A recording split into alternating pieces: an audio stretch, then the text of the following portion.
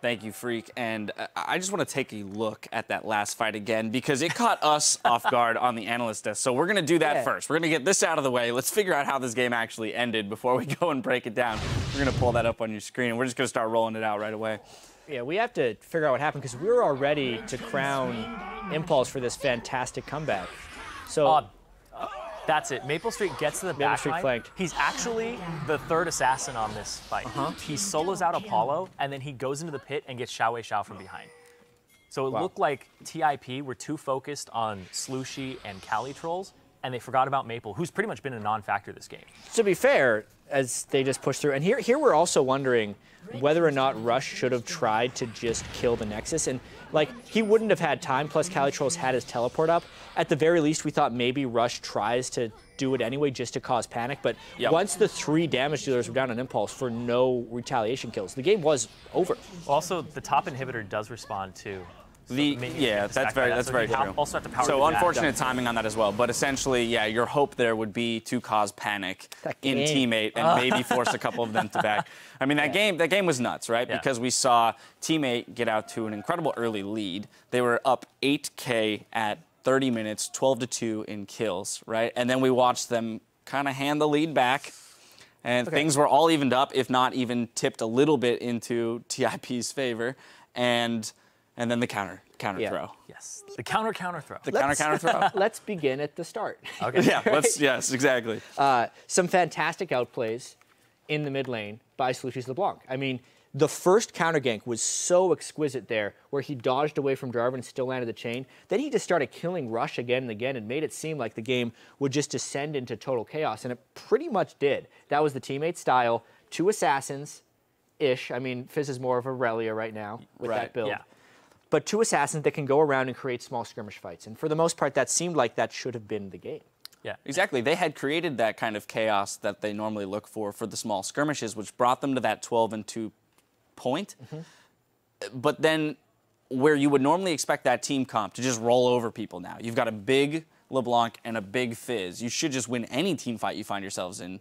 One would think. If you have all 5 people there. Yeah.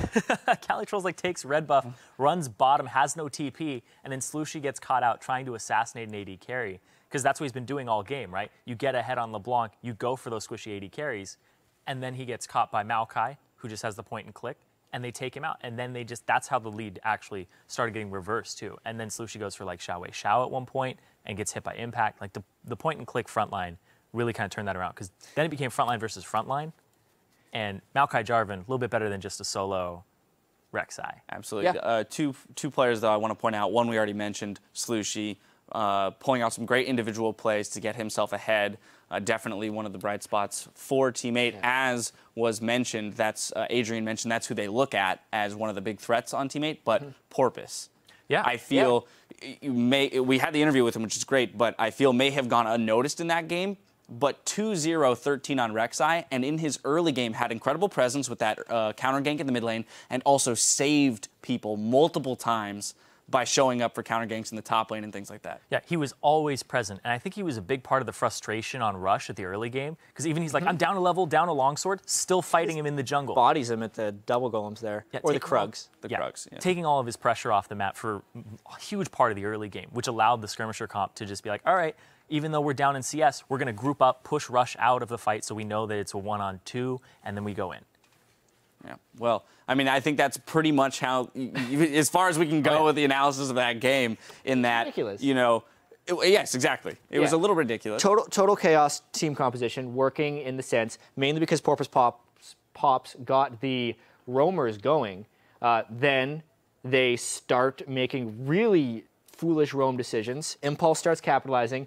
We see how well their team composition works, tank lines and everything.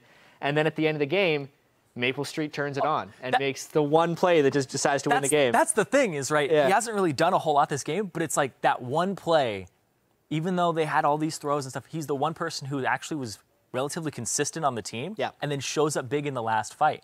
So if I had to give like an MVP for that, it would probably be Maple off that one thing. It's also the threat of moving into those late games because of death timers. Now, we do have to mention a tweet that we got from @AwesomeRob, who's figured out our secret to a good analyst segment. He writes, "Something LCS has taught me. Holding a pen while talking about something makes you 20% more factual and 20% more professional. I agree. Not wrong. That's why if you drop a pen, like, I would look foolish if I just had a piece of paper up there with no pen. What are you doing with that piece of paper? You can't write on that. Well, thank you for that, Rob. You are awesome. We are going to step away, but meet us back here for Game 3, Team Liquid versus Gravity. The NA LCS continues after this.